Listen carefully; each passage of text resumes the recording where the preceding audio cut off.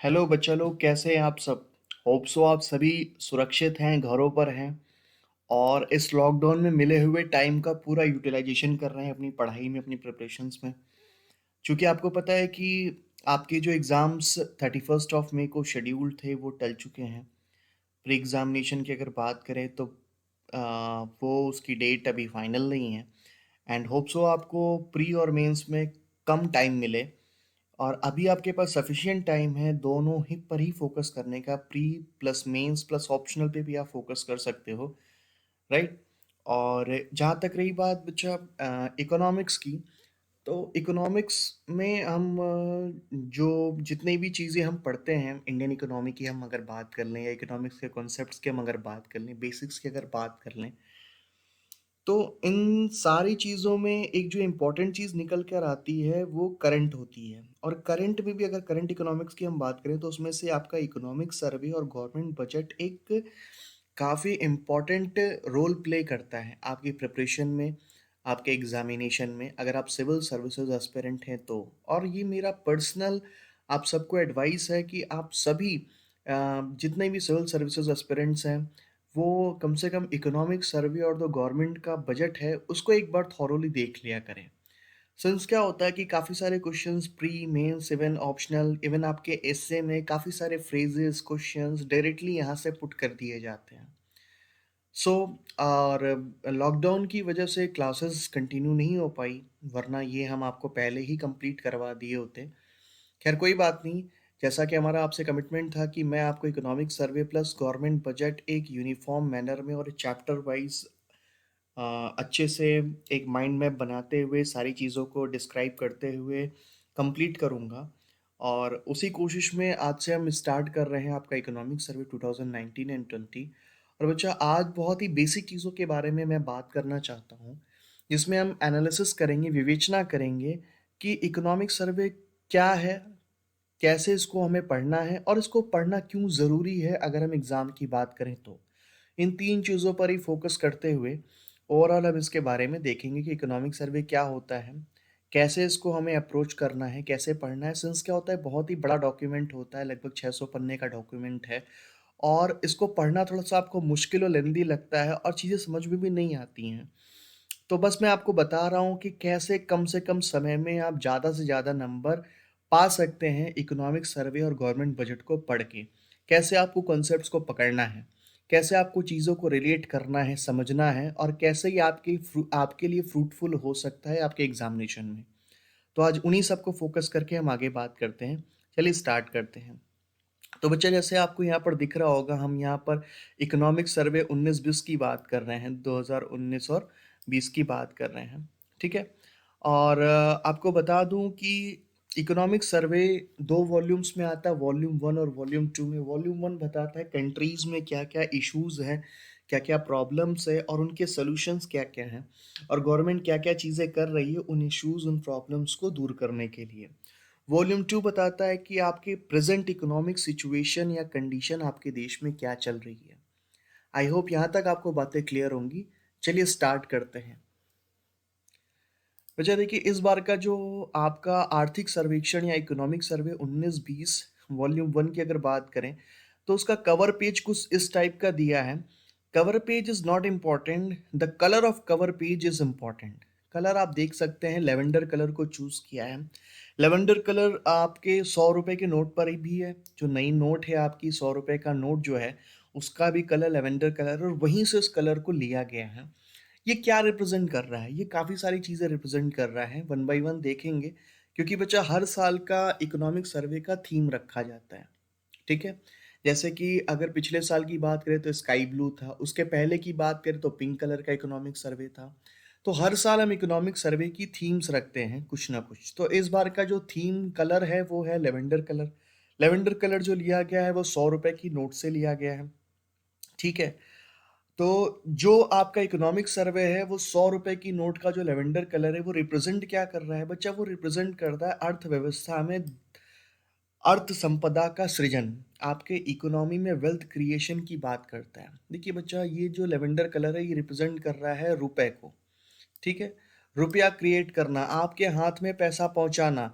Government का यही objective है। सबसे बड़ी प्रॉब्लम हमारे देश में क्या है? बेरोजगारी है, गरीबी है, लोगों के पास एम्प्लॉयमेंट नहीं है, लोग इधर उधर भाग रहे हैं, माइग्रेट कर रहे हैं। इन सभी प्रॉब्लम्स को कैसे दूर किया जाए, इस पर ही गवर्नमेंट का मेन फोकस है। कैसे अपने प्रोडक्शन को बढ़ाया जाए, कैसे जीडीपी को बढ़ाया जाए, कैसे गुड्स एंड सर्विसेज को प्रोड्यूस किया जाए, कैसे लोगों को रोजगार दिया जाए, कैसे उनकी डे टू डे लाइफ में चेंजेस लाए जाएं, कैसे उनका लिविंग स्टैंडर्ड, जीवन स्तर बढ़ाया जाए। ये सारी चीज़ों को रिप्रेजेंट करने के लिए हमारा जो इकोनॉमिक सर्वे का थीम है, उसका कलर हमने लिया है लेवेंडर, राइट?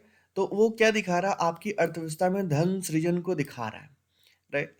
आपके इकोनॉमिक सर्वे को प्रेजेंट किसने किया या कौन करता है? चीफ इकोनॉमिक एडवाइजर, जिसको आप कहते हो मुख्य आर्थिक सलाहकार, जो कि अभी हैं कृष्णमूर्ति वी सुब्रमण्यम जी। तो इन्होंने आपके इकोनॉमिक सर्वे 19-20 को प्रेजेंट किया है। इसके पहले आपके इकोनॉमिक एडवाइजर थे अरविंद सुब्रमण्यम जी, अभी हैं कृष्णमूर्ति वी सुब्रमण्यम, राइट? चलिए वन बाय वन देखते हैं कि ये जो 100 रुपीज का नोट है, इसमें क्या क्या मीनिंग निकल के आती हैं जो हमने इसका कलर लिया है, राइट? तो यहाँ पर आप हेडलाइन देख रहे होंगे, यहाँ पर लिखा हुआ है 100 रुपए का नोट और रंग का क्या मतलब है। तो जो 100 रुपए का नोट है बच्चा, ये सबसे पुरानी करेंसी, ओल्डेस्ट करेंसी नोट है जो कि सर्कुलेशन में है आपके देश में, ठीक है? सबसे ओल्डेस्ट करेंसी नोट है, सबसे पहली बात। दूसरा क्या है कि इसमें कई सारे मीनिंग्स इसके निकल के आते हैं। जैसे पहली मीनिंग क्या है, इंग्लिश में मैं पढ़ देता हूँ। अ synthesis of the old and new of the contemporary evidence with the ancient ideas, right? यहाँ पर क्या है कि जो मतलब पुराने और नए का संयोजन यहाँ पर किया गया है। पुराने नए का संयोजन का मतलब कि प्राचीन विचार और समकालीन साक्ष्य की बात कर रहे हैं। फॉर एग्जाम्पल, जैसे पहले के समय में आप सोने की चिड़िया कहे जाते थे, ट्रेड पूरा अलाउ था आपके यहाँ, कोई गवर्नमेंट का इंटरप्शन नहीं था, एक तरीके से पूंजीवादी अर्थव्यवस्था थी आपके यहाँ, डेवलपमेंट बहुत सारा था। हाँ, इंडिया हर चीज़ एक्सपोर्ट करता था बाहर के देशों में, हमारे यहाँ इंपोर्ट बहुत कम होता था, हमारे यहाँ की बहुत सारी चीज़ें बाहर के बाज़ारों में बहुत डिमांड होती थी, राइट? तो ऐसी बहुत सारी चीज़ें हैं जो कि ये 100 रुपए का नोट और इसका कलर यहाँ पर रिप्रेजेंट कर रहा है। मतलब ओल्ड, ओल्ड क्या है? ओल्ड आपका 100 रुपए का नोट, मतलब पहला करेंसी नोट जो हिंदुस्तान में प्रचलन में आया, 100 रुपए का नोट जो छपा और प्रचलन में आया। नया क्या है? नयापन इसका कलर है, लेवेंडर कलर, ये नयापन है। तो इसके ही रेफरेंस को दिखाने की ही कहाँ कोशिश की गई है। मीनिंग टू यहाँ पर बात करते हैं, ठीक है? तो मीनिंग टू में आप देख सकते हैं, wealth is both cause and effect of investment. धन निवेश का एक कारण और प्रभाव दोनों है, राइट?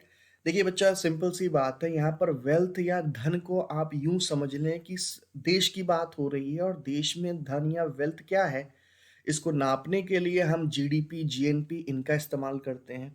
तो जाहिर सी बात है, जब भी अर्थव्यवस्था में निवेश होगा, जब भी इन्वेस्टमेंट होगा, यहाँ पर इन्वेस्टमेंट लिखा है, जब भी अर्थव्यवस्था में इन्वेस्टमेंट होगा, तो कैपिटल फॉर्मेशन, पूंजी का सृजन होगा, और पूंजी जैसे ही बढ़ेगी तो आपकी उत्पादन शक्ति, अर्थव्यवस्था की प्रोडक्शन कैपेसिटी बढ़ जाती है, और प्रोडक्शन कैपेसिटी अगर बढ़ेगी तो आपके देश की वेल्थ क्रिएशन या जीडीपी वगैरह बढ़ेगी।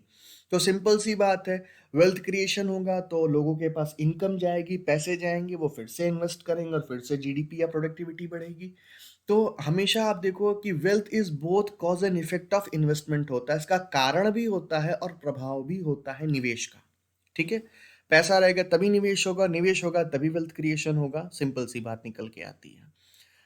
तीसरी मीनिंग क्या निकल के आती है कि भैया, हमारे धर्म ग्रंथों में भी कहा गया है कि धर्म, अर्थ, काम और मोक्ष एक इंसान के जीवन के 4 पड़ाव होते हैं, जिसमें अर्थ को ज़्यादा एक वैल्यू दी गई है। यहाँ पर जो ये है अर्थ या वेल्थ जिसकी बात हम कर रहे हैं, उस पर फोकस किया गया है, ठीक है?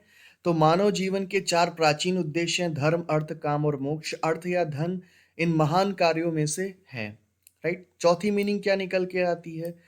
लेवेंडर कलर जो सजेस्ट क्या कर रहा है कि गवर्नमेंट स्पेंडिंग बढ़ेगी और टैक्स कटिंग कट्स की बात हो रही है। तो जैसे आप देख सकते हैं, कॉर्पोरेट टैक्स को कम किया गया इस बार के गवर्नमेंट के बजट में। आप देख सकते हैं कि इनकम टैक्स के स्लैब्स में चेंजेस किए गए, 2 स्लैब आपके सामने आ गए, 2 कैटेगरी आ गई स्लैब्स की, या यूं कह लें। आपकी मन तो पुराने स्लैब से आप टैक्स का पेमेंट कर सकते हैं और आपकी इच्छा तो नए स्लैब से कर सकते हैं। 5 लाख तक की इनकम को फ्री कर दिया, टैक्स फ्री, उस पर कोई इनकम टैक्स नहीं लग रहा है। तो इस तरीके से तमाम इंडिकेशंस दिए गए थे कि सरकार आने वाले समय में अपने खर्चों को बढ़ाएगी और टैक्स में या करों में कटौती करेगी। बच्चा, जैसे यहाँ पर दूसरे वाली मीनिंग की हम बात कर रहे हैं जिसमें ये कहा गया था wealth is a both cause and effect of investment, तो यहाँ पर हम देख सकते हैं डायग्राम के माध्यम से। बच्चा, वेल्थ क्रिएशन जब भी इकोनॉमी में होगा, जब भी हमारी और आपकी इनकम बढ़ेगी, तो जाहिर सी बात है एक पोर्शन हम खर्च करेंगे स्पेंडिंग्स में और दूसरे पोर्शन को हम सेव करेंगे सेविंग्स में। ठीक है। अब हमारी इकोनॉमी में क्या हो रही है, सेविंग्स हो रही हैं। ठीक है। हमारी इकोनॉमी में सेविंग्स होंगी तो जाहिर सी बात है उसका इफेक्ट क्या होगा कि हमारे देश में इन्वेस्टमेंट बढ़ेगा, वो पैसा हम इन्वेस्ट करेंगे। ठीक है। हमारे देश में क्या बढ़ेगा, इन्वेस्टमेंट बढ़ेगा। इन्वेस्टमेंट बढ़ेगा तो जाहिर सी बात है कि हमारे देश की प्रोडक्शन कैपेसिटी बढ़ेगी, प्रोडक्टिविटी बढ़ेगी, तो हमारे देश में फिर से क्या होगा, प्रोडक्शन होगा गुड्स एंड सर्विसेज का, और फिर से हमारे देश में क्या होगा, वेल्थ क्रिएशन होगा। तो आप यूं कह सकते हैं कि वेल्थ क्रिएशन जो होता है, दोनों उसका कॉज और इफेक्ट दोनों ही क्या होता है, इन्वेस्टमेंट होता है। ठीक है। वेल्थ क्रिएशन होगा तो उसका इफेक्ट क्या होगा, देश में इन्वेस्टमेंट होगा, और इन्वेस्टमेंट होगा तो फिर से उसका कारण क्या बनेगा, वेल्थ क्रिएशन आपके देश में होगा। तो यही बताने की कोशिश की गई है, और इस बार का सेंट्रल थीम भी इकोनॉमिक सर्वे का यही है, how to create wealth in your economy. Right. अपने अर्थव्यवस्था में धन का सृजन हम कैसे करें, क्या क्या चीजें हम करें। यहाँ पर बच्चा देखिए, प्रीवियस इकोनॉमिक सर्वेज की हम थोड़ा सा देख लेते हैं क्या क्या थे। तो प्रीवियस इकोनॉमिक सर्वेज में आप देख सकते हैं कि इसके पहले जो 2018 और 19 का जो कलर था वो स्काई ब्लू लिया गया था। वो थीम क्यों ली गई थी, ये दिखाने के लिए कि निरंकुश और असीमित सोच होनी चाहिए, अनफेटर्ड ब्लू स्काई थिंकिंग और आइडियाज विदाउट लिमिट्स, बिना किसी लिमिट के सोच सके, उसको दिखाने के लिए ऐसी बात की गई थी। उसके पहले पिंक कलर 2017-18 में लिया गया था, जो कि महिला सशक्तिकरण या वुमेन एम्पावरमेंट को दिखा रहा था। तो बच्चा, हर साल का कोई ना कोई थीम लिया जाता है इकोनॉमिक सर्वे का। नेक्स्ट, जैसा कि अभी तक होप सो आपको जितने भी पॉइंट्स मैंने बताए हैं थोड़े बहुत आपको समझ में आए होंगे, और आपकी कोई भी क्वेरीज है तो बच्चा प्लीज आप कमेंट सेक्शन में मुझे बता सकते हो। यहाँ हम बात कर रहे हैं वित्त मंत्रालय, मिनिस्ट्री ऑफ फाइनेंस की। भारत सरकार के दो प्रमुख मंत्रालय आप जिनके बारे में आए दिन सुनते रहते हो, एक तो वित्त मंत्रालय के बारे में आप सुनते हो, दूसरा गृह मंत्रालय होम मिनिस्ट्री के बारे में सुनते हो। सबसे ज्यादा पैसे रुपए की अगर बात हो, या मेरा सबसे पसंदीदा मंत्रालय जो है वो वित्त मंत्रालय है, मिनिस्ट्री ऑफ फाइनेंस है। मिनिस्ट्री ऑफ फाइनेंस में बच्चा 5 विभाग होते हैं, 5 डिपार्टमेंट्स होता है। डिपार्टमेंट ऑफ एक्सपेंडिचर होता है, डिपार्टमेंट ऑफ इकोनॉमिक अफेयर्स होता है। ठीक है। आर्थिक कार्य विभाग जिसे आप कहते हो, डिपार्टमेंट ऑफ फाइनेंशियल सर्विसेज होता है, डिपार्टमेंट ऑफ रेवेन्यू होता है, department of investment and public asset management होता है। जैसे जो भी सरकारी कंपनियां या सरकारी संपत्तियां हैं, जब उनका विनिवेश सरकार करती है तो यही डिपार्टमेंट उसकी देखरेख और प्रबंधन करता है। फॉर एग्जांपल एलआईसी वगैरह या बीपीसीएल वगैरह का जो भी डिसइन्वेस्टमेंट वगैरह की स्कीम सरकार ले आती है, तो इसी मंत्रालय के अंतर्गत उसको कोऑर्डिनेट किया जाता है। ठीक है। हम बात कर रहे हैं भारत सरकार जो बजट बनाती है और जो आर्थिक सर्वेक्षण बना के प्रेजेंट करती है, उसकी बात कर रहे हैं। तो वो दोनों ही काम आपका ये विभाग करता है या ये डिपार्टमेंट करता है, जिसे आप कहते हो department of economic affairs. Right. तो डिपार्टमेंट ऑफ इकोनॉमिक अफेयर्स में दो डिवीजन होते हैं, एक होता है बजट डिवीजन जो बजट बनाता है, दूसरा होता है इकोनॉमिक डिवीजन, आर्थिक प्रभाग, जो कि आपका बनाता है आर्थिक सर्वेक्षण। तो डिपार्टमेंट ऑफ इकोनॉमिक अफेयर्स, उसके अंदर में दो प्रभाग होते हैं, budget division, economic division. Economic division is responsible for making and presenting economic survey of India. इसका डिविजनल हेड ये होता है चीफ इकोनॉमिक एडवाइजर, यानी मुख्य आर्थिक सलाहकार देश का, जो कि अभी है कृष्णमूर्ति वी सुब्रमण्यम जी। यहाँ तक होप सो आपको बात क्लियर होगी। आगे बात करते हैं बच्चा, कुछ मैं जनरल फैक्ट्स की मैं बात कर रहा हूँ, ऐसे कोई इस रॉकेट साइंस नहीं है। बहुत ही जनरल फैक्ट्स हैं जो आपको पता होंगे, या नहीं पता है तो आप जान सकते हैं उनके बारे में। यहाँ पर बच्चा हम बात कर रहे हैं डिपार्टमेंट ऑफ इकोनॉमिक अफेयर्स, जो कि वित्त मंत्रालय के अंतर्गत काम करता है। ठीक है। इकोनॉमिक सर्वे ऑफ इंडिया इसी के द्वारा बनाया जाता है और प्रेजेंट किया जाता है just before the union budget. ठीक है। और इस डॉक्यूमेंट को दोनों ही हाउसेस, चाहे वो लोअर हाउस हो चाहे वो अपर हाउस हो, लोकसभा राज्यसभा, दोनों में ही इसको प्रेजेंट किया जाता है बजट सेशन में। कमेंट सेक्शन में अगर आपको पता है तो आप बता सकते हैं कि कितने सेशन हमारे पार्लियामेंट के होते हैं। ठीक है, जिसमें मैं बजट सेशन की बात कर रहा हूँ, जो कि इकोनॉमिक सर्वे जब प्रेजेंट होता है पार्लियामेंट में तब से इसको शुरू माना जाता है। यहाँ पर हम उसी की बात कर रहे हैं। बच्चा, इकोनॉमिक सर्वे सरकार के सारे काम-काज, सारे विकास से रिलेटेड या जो भी उन्होंने काम-काज देश में किए हैं, उसका एक रिपोर्ट कार्ड आप कह सकते हो। तो पूरे 12 महीने की ये बात करता है कि लास्ट 12 मंथ में सरकार की क्या परफॉर्मेंस रहे हैं, किन इश्यूज से सरकार गुजरी है, किस पर उसका फोकस रहा है, क्या-क्या सरकार ने किया है, क्या-क्या प्रॉब्लम्स इंडिया में कॉन्स्टेंटली बनी हुई हैं, आगे का क्या विजन है, क्या पॉलिसीज है सरकार की, और प्रेजेंट इकोनॉमिक सिचुएशन आपके देश में क्या चल रही है, इन सब के बारे में आपको बताता है आर्थिक सर्वेक्षण। तो इसी नाते मैं हमेशा कहता हूँ कि थोड़ा इसके बारे में आप पढ़ लिया करो, तो आपकी इकोनॉमी सब्जेक्ट में पकड़ बहुत अच्छी हो जाएगी। नेक्स्ट बच्चा, हम बात करते हैं मेजर हाइलाइट्स की। तो बच्चा, इसमें सरकार के क्या-क्या नीतियाँ, पॉलिसी इनिशिएटिव्स हैं, वो उनकी बात हो रही है। ठीक है, परफॉर्मेंस कैसा है, पॉलिसीज़ बना ली, अब उनमें काम क्या-क्या किया है, मेजर डेवलपमेंट प्रोग्राम्स वगैरह क्या-क्या रहे हैं, उनकी बात हो गई। और आगे के लिए ग्रोथ प्रोस्पेक्ट्स क्या है, इकोनॉमी के लिए सरकार क्या सोच रही है, कैसे आगे इकोनॉमी को वो लीड करेगी, ले जाएगी, उनके बारे में होता है। और इस बार का जो इकोनॉमिक सर्वे 2019 और 20 है, इसको चीफ इकोनॉमिक एडवाइजर ने प्रेजेंट किया 31 ऑफ जनवरी 2020 को। ठीक है, जिनका और आपके चीफ इकोनॉमिक एडवाइजर का नाम क्या है? कृष्णमूर्ति सुब्रमण्यम। राइट। तो यहाँ तक होप सो आपको थोड़ी बहुत बातें क्लियर हो गई हों। अब हम बात करेंगे बच्चा, इकोनॉमिक सर्वे यूपीएससी के लिए क्यों इंपॉर्टेंट है, या जितने भी सिविल सर्विसेज के एग्जाम के एस्पिरेंट्स हैं, उन सारे बच्चों की मैं बात कर रहा हूँ। आखिर इंपॉर्टेंट क्यों है बच्चा? यूपीएससी की अगर मैं बात करूँ, तो यूपीएससी में जो आपके चारों सेक्शंस होते हैं, चाहे वो प्री एग्जाम्स हुआ, चाहे वो एसए हुआ, मेंस, जीएस पेपर 2 एंड 3 हुआ, या आप इकोनॉमिक्स ऑप्शनल लेते हैं, तो उन सारे बच्चों की मैं बात कर रहा हूँ। It is very much important, और you can say it is just like a Bible. आप इसको प्लीज पढ़ लो। पढ़ने से क्या होगा कि इकोनॉमी से रिलेटेड जितनी भी चीजें हैं, जितना भी आप सोच सकते हो, जितनी भी चीजें प्रॉब्लम्स हैं, या जिनसे आपके क्वेश्चंस बनते हैं डायरेक्टली और इनडायरेक्टली, वो सभी चीजें आप लिंक कर पाओगे। देखो बच्चा, होता क्या है प्रॉब्लम इस सब्जेक्ट के साथ, कि इकोनॉमिक्स हम सब पढ़ते हैं उसके बारे में, लेकिन लिंक नहीं कर पाते, क्योंकि चीज़ें बहुत ज़्यादा डायनेमिक होती हैं और हर रोज़ बदलती रहती हैं, तो हम चीज़ों को लिंक नहीं कर पाते। और बच्चा, लिंक तभी किसी चीज़ को कर पाओगे जब आप उसकी पृष्ठभूमि या बैकग्राउंड जानते हो। तो पृष्ठभूमि या बैकग्राउंड को समझने के लिए ये डॉक्यूमेंट आपकी बहुत सहायता करता है। तो मैं बता दूं कि प्रिलिमिनरी एग्जामिनेशन हुआ, एसए हुआ, मेंस, जीएस पेपर 2 या 3 की बात कर लो, या इकोनॉमिक्स ऑप्शनल जो बच्चे लेना चाहते हैं, उनके लिए तो ये ब्रह्मास्त्र की तरह काम करता है। इस नाते it is a very much important for your civil services examination, ये मान के आप चलेंगे। आगे हम बात करते हैं कि कैसे कैसे क्या क्या चीज़ें होती हैं इन्हीं एग्जाम से रिलेटेड। सिविल सर्विस एग्जाम्स की हम बात कर रहे हैं। तो बच्चा, इस पे सबसे पहली चीज, फंडामेंटल चीज क्या है कि covers all major government initiatives, policies along with the deep insight and explanation. तो गवर्नमेंट की जितनी भी पॉलिसीज हैं, जितने भी इनिशिएटिव्स हैं, जितनी भी चीज़ें गवर्नमेंट सरकार कर रही है, चाहे वो बेरोजगारी से रिलेटेड हो, चाहे वो महंगाई से रिलेटेड हो, चाहे वो गरीबी से रिलेटेड हो, चाहे वो एम्प्लॉयमेंट जनरेट करने से रिलेटेड हो, चाहे वो इंडस्ट्री की बात कर लें, तो जितनी भी इकोनॉमिक पॉलिसीज होती हैं, उन सब की बात होती है। जितनी भी आर्थिक नीतियां सरकार बनाती है देश के अर्थव्यवस्था का पहिया चलाने के लिए, उन सबके पर फोकस करता है, और एक आपकी डीप इंसाइट, एक आपकी समझ विकसित करता है। नेक्स्ट आपका पॉइंट क्या था?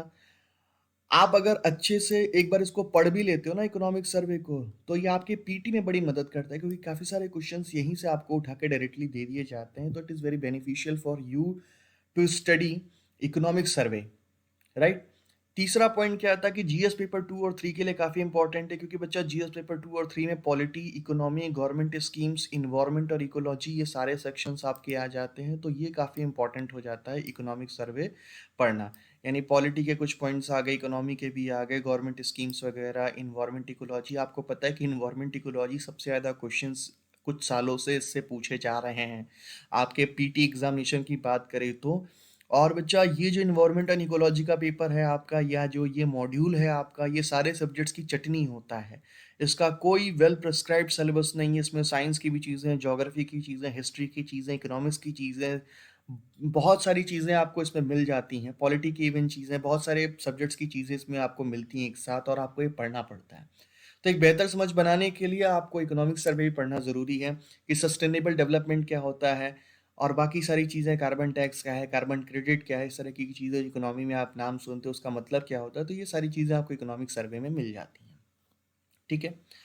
और ये आप मान के चलो बट बच्चा, it is the best supplement for stronger economics. जितना बढ़िया से आप इसको डील करोगे उतना आपकी स्ट्रॉन्ग इकोनॉमिक्स हो जाएगी। ये मेरा एक पर्सनल एक्सपीरियंस है, क्योंकि काफ़ी सारे क्वेश्चंस मेंस की बात करें, प्री की बात करें, इवन एसए वगैरह की बात करें या पीटी की बात करें, तो इसमें से आपको मिल जाते हैं। नेक्स्ट हम बात करें बच्चा कि इसमें काफ़ी सारे फ्रेजेस वगैरह भी दिए होते हैं। इन फ्रेजेस वगैरह का इस्तेमाल अपने आंसर राइटिंग में आप कर सकते हैं। तो जैसे कि इस बार में काफ़ी सारे अच्छे फ्रेजेस हैं, जैसे invisible hand supported by the hand of trust. ठीक है, pro business versus pro crony, थैलियोनॉमिक्स की बात हुई है। तो ये सारी चीज़ें आप अपने आंसर में लिख के अच्छे खासा नंबर आप उठा सकते हो।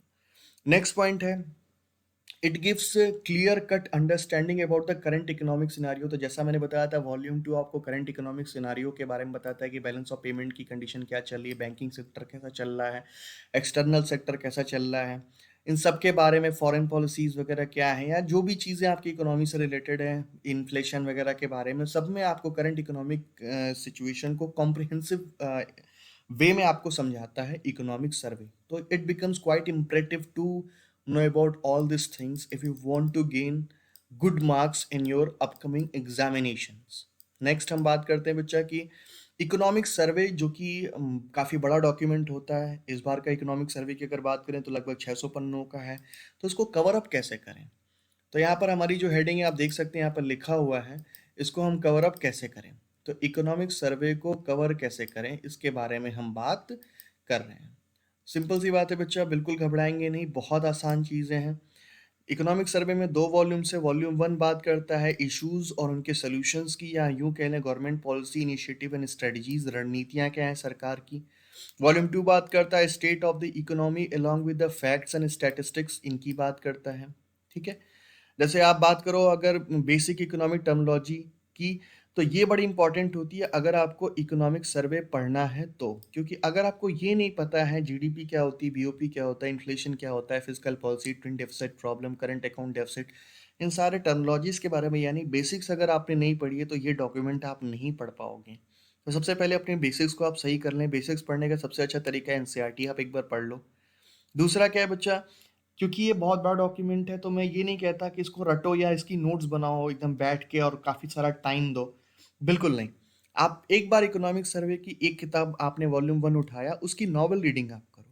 नॉवल रीडिंग करो और जो भी आपको पॉइंट्स और फैक्ट्स इंपॉर्टेंट लग रहे हैं उनको हाईलाइट करते हुए चलो। सारे हाईलाइट नहीं करने हैं, जो इंपॉर्टेंट पॉइंट्स या फैक्ट्स या फ्रेजेस आपको मिल रहे हैं उनको हाईलाइट करते चलो, जिसको आपको लगता है कि अगर आप अपने आंसर में से डालोगे या लिखोगे तो आपको अच्छे नंबर मिल सकते हैं। तो वो आप पढ़ोगे तो आपको खुद पता चलेगा, और बहुत ही प्यारी लैंग्वेज में लिखा हुआ है, ऐसा कुछ नहीं है जो आपको समझ में ना आए।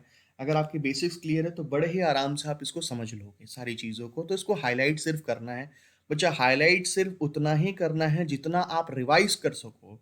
ठीक है, तो हाईलाइट उन मुद्दों को आप करो जिसको आप रिवाइज करो एग्जाम के पहले और आपको सारी चीज़ें समझ में आ जाएं।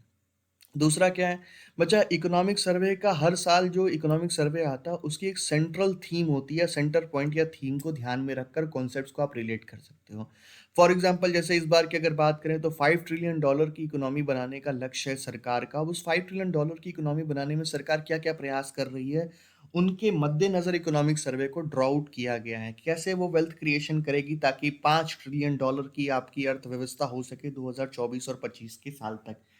ठीक है, तो उसके लिए सरकार कौन कौन से प्रयास कर रही है, बैंकिंग सेक्टर में क्या क्या कर रही है, एक्सटर्नल सेक्टर में क्या क्या कर रही है, इन्फ्लेशन को कैसे कंट्रोल कर रही है, प्रोडक्शन को कैसे बढ़ा रही है, बेरोजगारी को कैसे दूर कर रही है, ऐसे तमाम चीज़ों को आप फिर आराम से रिलेट कर लोगे।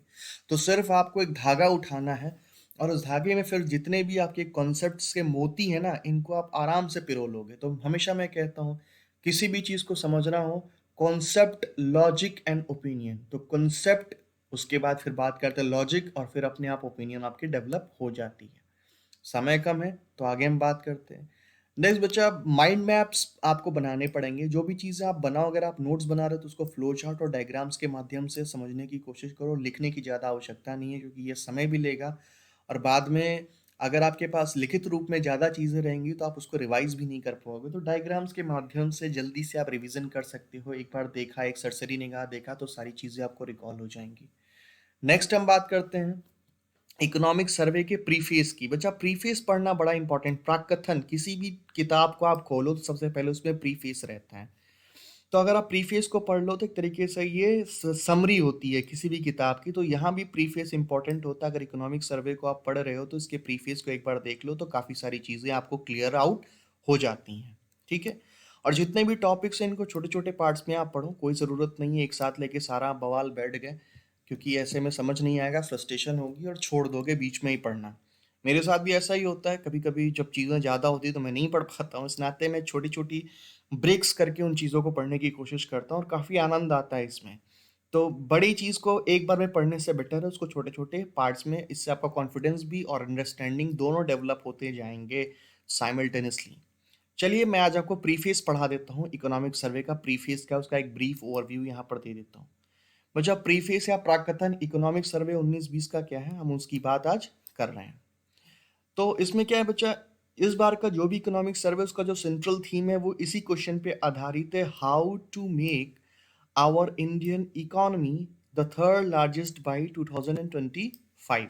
2025 तक इसको तीसरी सबसे बड़ी अर्थव्यवस्था हम कैसे बने। जैसे अभी आप देखोगे रैंकिंग में तो इस बार के गवर्नमेंट बजट में निर्मला सीतारमण जी ने कहा कि हमारे देश की अर्थव्यवस्था विश्व की पांचवी सबसे बड़ी अर्थव्यवस्था है 2.9 ट्रिलियन डॉलर की इकोनॉमी के साथ, और इसको 5 ट्रिलियन डॉलर इकोनॉमी बनाने का एम है सरकार का। अब चूंकि कोरोना वायरस से लॉकडाउन है तो काफ़ी सारी चीज़ें जीडीपी ग्रोथ वो सब नहीं रहेगी। हालांकि जब बजट आया था तो ऐसा कोई भी इनको अनुमान नहीं था कि इस तरीके से आपकी इकोनॉमी क्रैश करेगी।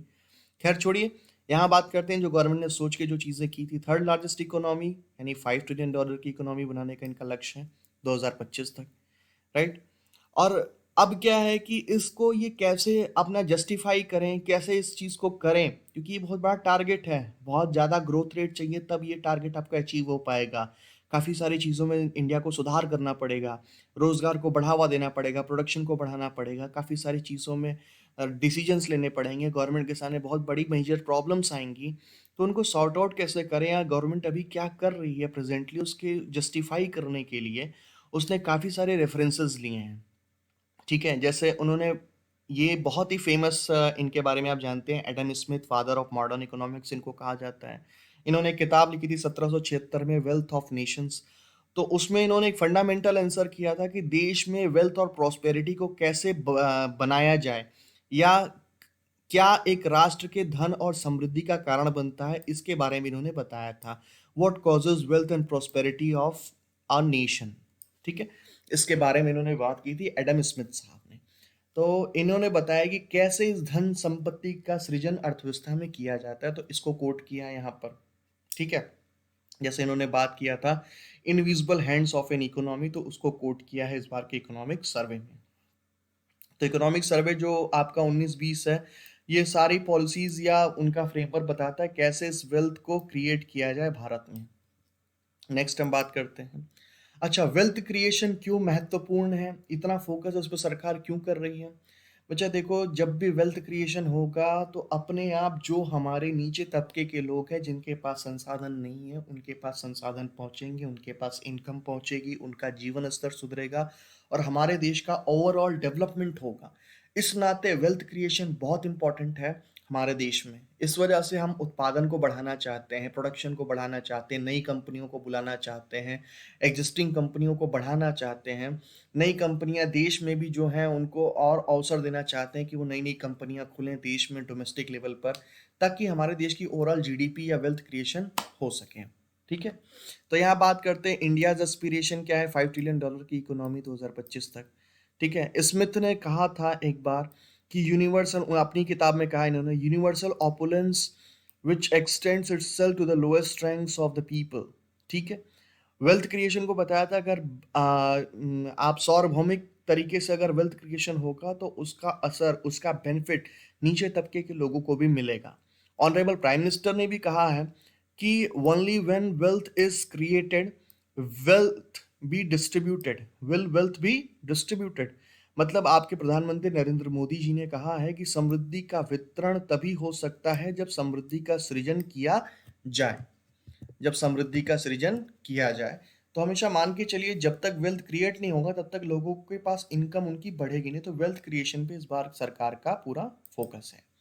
नेक्स्ट, इकोनॉमिक सर्वे 19-20 की बात करें तो बच्चा इस बार के इकोनॉमिक सर्वे में चाहे वो कौटिल्य के अर्थशास्त्र की आप बात कर लें, चाहे वो थिरुवल्लुवर्स के थिरुकुरल की बात कर लें, काफ़ी सारे एंशियंट टेक्स्ट जो हैं, जो पौराणिक टेक्स्ट लिखे गए हैं आपके देश में, आपके धर्म में या जहाँ भी हैं, वहाँ से काफ़ी सारे रेफरेंसेस लिए गए हैं कि कैसे अपने देश में एथिकल वेल्थ क्रिएशन हम कर सकते हैं।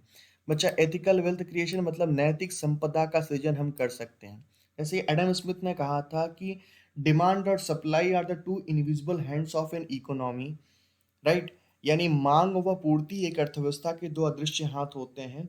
तो उनका जो कॉन्सेप्ट था वो लेसस फेयर इकोनॉमी का था, जिसमें जिसकी जो मर्जी वो काम कर सकता है, बट ऐसा नहीं होना चाहिए। जिसकी जो मर्जी अगर वो काम करेगा तो वो समाज के बारे में नहीं सोचेगा, तो समाज के बारे में भी सोचिए।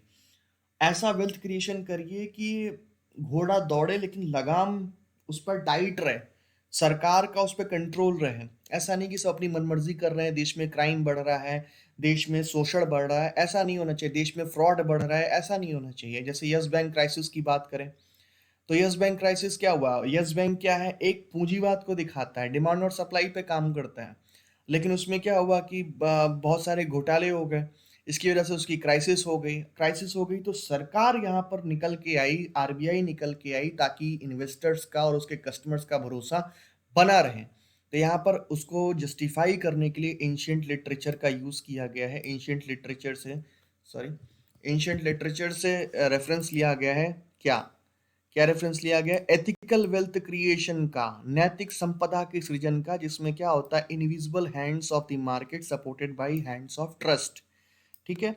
Invisible hands of the market क्या होता है? Demand and supply, and supported by hands of trust, यानी यहाँ पर सरकार जो है लोगों में विश्वास को बनाए रखने में अपनी भूमिका निभाती है। वो पॉलिसीज बनाती है, वो लॉज बनाती है, वो इनिशिएट करती है कोई भी चीज़, वो कंट्रोल करती है किसी भी चीज़ को, वो अपने चीज़ों को ऐसे मैनेज करती है, देश की चीज़ों को, कि वेल्थ क्रिएशन भी हो और लोगों का ट्रस्ट भी देश में बना रहे। ऐसा नहीं कि अमीर और अमीर हो रहा है, गरीब और गरीब हो रहा है। तो ओवरऑल जो इसका थीम निकल के आता है वो यही है कि मार्केट बेस्ड इकोनॉमी पे सरकार का फोकस है, समाजवाद पे नहीं है। ठीक है? सबका साथ सबका विकास का कॉन्सेप्ट है और सबका विश्वास का भी कॉन्सेप्ट है। ठीक है? एक लाइन और जोड़ दी गई है, फॉर फास्टर डेवलपमेंट। ठीक है? नेक्स्ट, वेल्थ क्रिएशन कैसे होगा अर्थव्यवस्था में? तो बच्चा, ये सारे जो आपको पॉइंट्स यहाँ पर दिख रहे हैं 1 से लेकर 8 तक, ये सारे उसके चैप्टर्स हैं आपके इकोनॉमिक सर्वे के।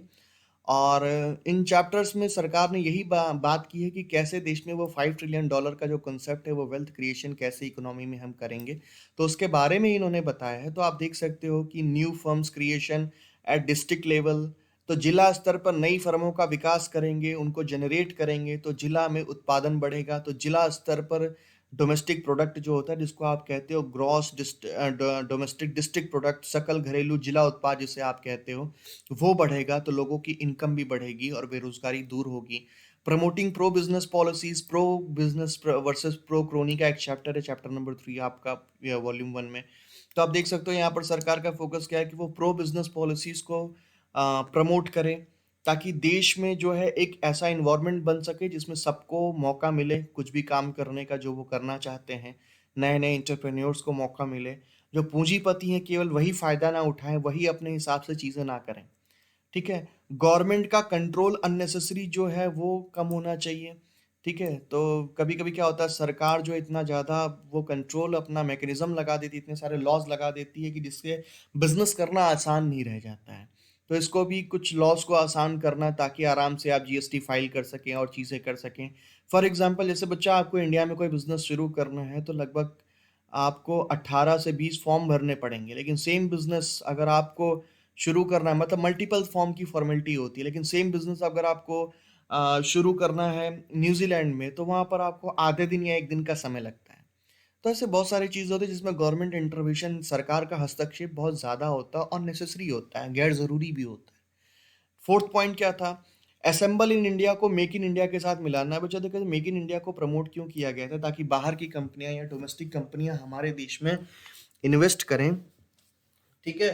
और जो चीज़ें हम बाहर से मंगाते हैं वो हमारे देश में ही बने, और यहाँ बनेगी तो जाहिर सी बात है वो बाहर एक्सपोर्ट होगी। एक्सपोर्ट होगी तो हमारे देश में करंट अकाउंट डेफिसिट कम होगा, रोजगार का सृजन होगा। ऐसी बहुत सारी चीज़ें हैं जिसके मद्देनज़र मेक इन इंडिया को प्रमोट किया गया। यहाँ पर हम बात करें असेंबल इन इंडिया की, तो बच्चा असेंबल इन इंडिया को इंटीग्रेट किसके साथ किया गया है? मेक इन इंडिया पर। क्यों? क्या फोकस है? ताकि लेबर इंटेंसिव एक्सपोर्ट का विकास हो सके और देश में रोजगार का सृजन हो सके। ये फोकस है गवर्नमेंट का। नेक्स्ट क्या है? आपके बैंकिंग सेक्टर, जो कि आपके अर्थव्यवस्था के अगर तुलना में बात की जाए तो काफ़ी ज़्यादा छोटा है और अच्छे तरीके से सपोर्ट नहीं कर पा रहा। तो बैंकिंग सेक्टर को बढ़ाना है, ठीक है, proportionate to the size of the Indian economy. Banking sector में काफ़ी सारे सुधार आप देखने को आपको मिल रहे हैं, जैसे कि मर्ज कर दी गई बैंक को, की संख्या कम कर दी गई है, उनका पुनः पूंजीकरण किया जा रहा है, तमाम चीज़ें हैं। नेक्स्ट क्या है? शैडो बैंकिंग सेक्टर यानी नॉन बैंकिंग फाइनेंस कंपनीज जो हैं, उसमें भी अभी आपके रिसेंट में 2018 की बात कर ले, 19 की बात कर ले, काफ़ी सारे घोटाले इस सेक्टर में भी सामने आए। तो उनके भी मद्देनज़र उनकी हेल्थ को इम्प्रूव करने की सरकार ने बात की है। प्राइवेटाइजेशन, निजीकरण को बढ़ाने की बात की है सरकार ने, ठीक है। और ओवरऑल यही बात की है कि supporting the invisible hands bye the hand of trust, मतलब मार्केट में डिमांड और सप्लाई पर काम हो, चले, और उसमें सरकार की भी भूमिका क्या है कि वो एक हैंड ऑफ ट्रस्ट का काम करेगी, ताकि अपने मनमान तरीके से कोई काम ना कर पाए। तो ओवरऑल बच्चा, यहाँ पर हमारी डिस्कशन, मैंने आपको सिर्फ इतना ही बताया कि आपको क्या पढ़ना है, कैसे पढ़ना है, क्यों पढ़ना है, इकोनॉमिक सर्वे क्यों इम्पोर्टेंट होता है आपके एग्जाम में, कि उसकी क्या भूमिका है, उसको कैसे कवर अप करना है, उसकी सेंट्रल थीम क्या है इस बार की इकोनॉमिक सर्वे की, ताकि आप इस डॉक्यूमेंट को अच्छे से पढ़ सको। मेरी आपसे गुजारिश बस इतनी सी है कि जब भी आप इकोनॉमिक सर्वे शुरू करोगे या मेरी वीडियोस देखने से पहले अपने हाथ में इकोनॉमिक सर्वे की नोट्स या जो भी किताब आपने खरीदी होगी या आपने डाउनलोड की होगी वो ज़रूर रखना, और आप एक बार चैप्टर पढ़ना, उसके बाद मेरी वीडियो को देखना, तो आपको बहुत अच्छे तरीके से सारी चीज़ें समझ में आ जाएंगी। आई होप कि यहाँ तक आपको बातें क्लियर होंगी। तो ये हमारा इकोनॉमिक सर्वे 19-20, जिसमें वॉल्यूम 1 में क्या बातें की गई हैं। वॉल्यूम 1 में बच्चा बात की गई है क्या? Economic freedom and wealth creation की। वॉल्यूम 2 में बात की गई है जो भी अभी रिसेंट में जो भी विकास हुए, developments and major sectors of the economy, and is supported by the relevant statical tables and data. तो अभी रिसेंट इकोनॉमिक सिनारियो, जो आपका करंट इकोनॉमिक सिनारियो, इसके बारे में वॉल्यूम 2 में आपको बताया गया है। वॉल्यूम 1 में वही इकोनॉमिक फ्रीडम की बात की गई है, invisible hand supported by the hand of trust, और वेल्थ क्रिएशन, $5 ट्रिलियन की इकोनॉमी को बनाना है, इनकी बात की गई है वॉल्यूम 1 में। होप सो बच्चा आपको यहाँ तक समझ में आया होगा, और आपके जो भी क्वेरीज हैं आप मुझे कमेंट सेक्शन में बता सकते हो, और मैं बहुत ही खुश हूँ कि मैं घर से आपकी क्लास कंटिन्यू कर पा रहा हूँ। बाकी आपकी जो भी इश्यूज है वो आप मुझे कमेंट सेक्शन में बता सकते हो। हमारी क्लासेस ऐसे ही चलेंगी अभी तो, क्योंकि लॉकडाउन में हम सारे लोग हैं। होप सो आप इस समय का सदुपयोग कर रहे हैं और अपने घरों पर सुरक्षित हैं। Stay home, stay safe. Thank you so much.